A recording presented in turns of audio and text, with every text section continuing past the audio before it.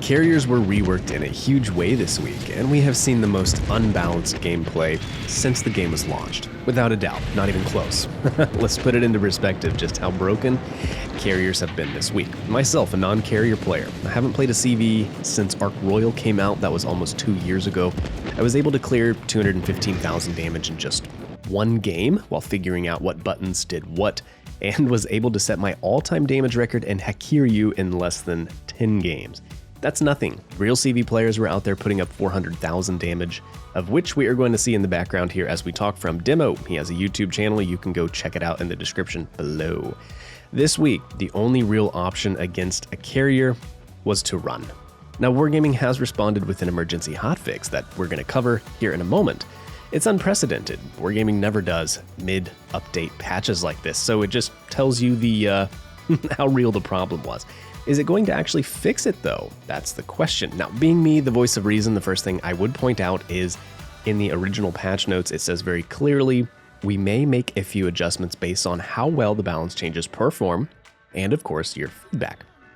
Wargaming removed the sale of premium CVs during this update because of this. So I suppose personally, I don't find myself outraged by carriers this week. We knew it would likely need some modifications, even though the fact that these things being this egregiously overpowered and making it into live seems really sus. I always question testing in this game. How is it completed? Like, what?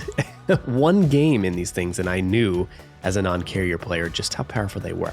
Anyways, Wargaming had goals for this update. The number one goal they said was to, and I quote, increase simplicity and comfort for new carrier players. Nicely done, guys. You did it. As for the other things this update accomplished, I do think there were some good parts to it. It's a pretty good foundation, aside from the carriers just being so freaking powerful. The fuel mechanic, I like it. It encourages a carrier player to take a more aggressive position, hopefully not at the back of the map. At least that's what it's supposed to do. However, of course, some players are going to play however they want to.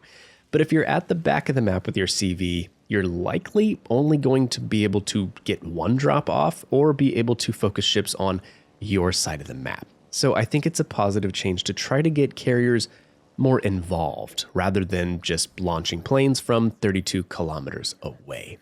And the spotting. It's definitely taking some getting used to after thousands of games played the other way, always expecting that ship to pop up so that you can shoot it, but I think it's a positive change. It is a massive buff to destroyers and to cruisers, I do believe. There's that aspect that we should talk about. Cruisers that rely on stealth to get around the map and to survive. I don't think either of those ship classes needed the buff, so that's a little bit scary. But it does seem more balanced in the sense that ships are just not permanently spotted the whole time and able to be shot at from all the surface combatants within range. I think it's a cool change. I really like it, and I'm excited to see how it pans out. Another feature I do actually really like, even though I'm not a carrier player, is the increased number of bombs and drop accuracy. In the Ministry of Balance article, most dive bomber accuracy was increased 25% originally, at least, and I found that to be good because everyone hates RNG. It's annoying as a carrier to do everything right. You line up the drop perfectly, you skirt around AA, at least before the update. You drop at the exact correct time just for all of the bombs to miss. That is very annoying. It's one of the biggest reasons I decided to never play them again. It was so heavily based on RNG with dive bombing to hit ships, especially destroyers, that it wasn't fun for me. So I like the buff to accuracy. I find that that's helpful, and to have more bombs with less alpha. I think it's a good change. It's why I liked Ark Royal so much when it came out. Yes, that ship was broken, but I like the fact that during a drop you were almost guaranteed a hit or two for your trouble, and maybe a little fire. It's a nice little dopamine spike to bomb a ship and actually hit them. So again, I like that there are more bombs, even though they individually have less alpha, less pen, and less fire chance. Now for the parts I don't like. Aircraft speed was buffed a little bit too much, I feel like. I think Graf Zepp planes, what were they doing, 190 knots stock? Without a commander, a ship really has no time to react to that, and CVs can get new planes after those are shot down into the operating area way too fast. Ships never have a chance to get damage cons reset, and so on and so forth. A little bit too fast. The other parts I don't like. The damage was a little overcooked, yes, sure, but the real root problem in all of this update has been plane regeneration. Midway gets a new dive bomber regened every 15 seconds on my build. Kaga. Let's talk Kaga. That one's fun. You start with 48 aircraft total, dive bombers, torp bombers, and in the battle you essentially regenerate 128 more throughout the match. This means there are no repercussions for CV players, and it makes AA a completely pointless stat. You can send your squadrons straight into the depths of hell because you're going to regen them anyway. It doesn't matter. There's no strategy, there's no thought required to who you bomb. You can attack the best AA ships in the game over and over. You can bomb anyone anywhere because whatever plane you lose, you're simply going to get it back. That is stupid. There is no counterplay to that at all, and it's one of the main issues right now. So before, if a ship was getting heavily focused, they had the option to turn and try to get to their teammates and a strong AA bubble for support for ships that didn't have good AA. And that's what we could call counterplay.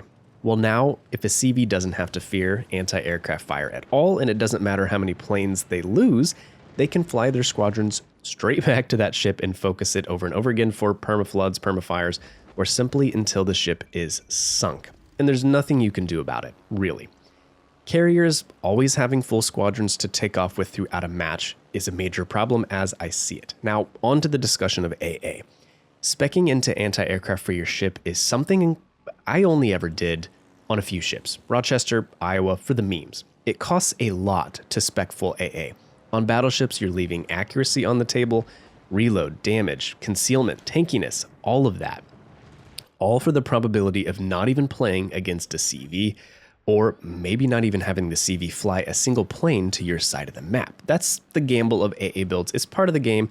That's fine. However, if a CV can regen planes or just has squadron sizes that are so big that they're going to have infinite planes during a match, then what is the point of an AA build? Players are leaving so much ship potential on the table for nothing, basically. XP. You're getting XP. So with all of that out of the way, what is Wargaming going to do to bring carriers back in line? Well, hot off the press, yesterday we have the new Ministry of Balance article. What I'm seeing for the most part is a DPM nerf. They're having their number of bombs reduced by 1, accuracy reduced back from the buff that it just got, and fire chance reduced. Aircraft speed is being nerfed a little bit, it would seem, and aircraft HP in some cases, which could help with having so many planes in the operating area all the time throughout a match. All of this, though, seems like a swing and a miss because it's really not touching the root problem, and that is aircraft regen times, or maybe even just these massive hangars.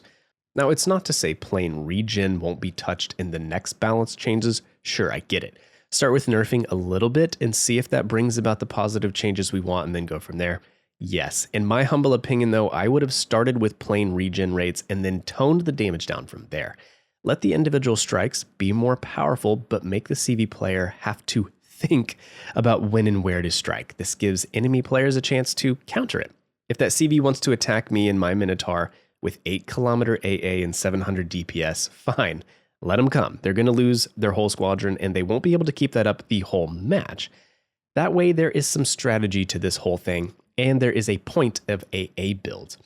This is supposed to be the thinking man's action game, but right now a carrier player has to do no thinking at all. They can send as many squadrons as they want and they'll just deal less damage starting Monday. Still, no thought required. Anyways, if anything, I will say, at least you garner good XP for shooting squadrons down, because that is absolutely a very active gameplay mechanic, right? The player is working hard to shoot those planes down and deserves a mountain of XP, unlike secondary hits. Anyways, so Monday when this goes live, I think carriers will largely be playing the exact same way. Instead of 3 tapping a battleship, it might take 4 drops now. But at least it's a step in the right direction, I suppose. I am, of course, curious what you guys think overall, so feel free to weigh in the comment sections down below. This is Derka signing off. See ya.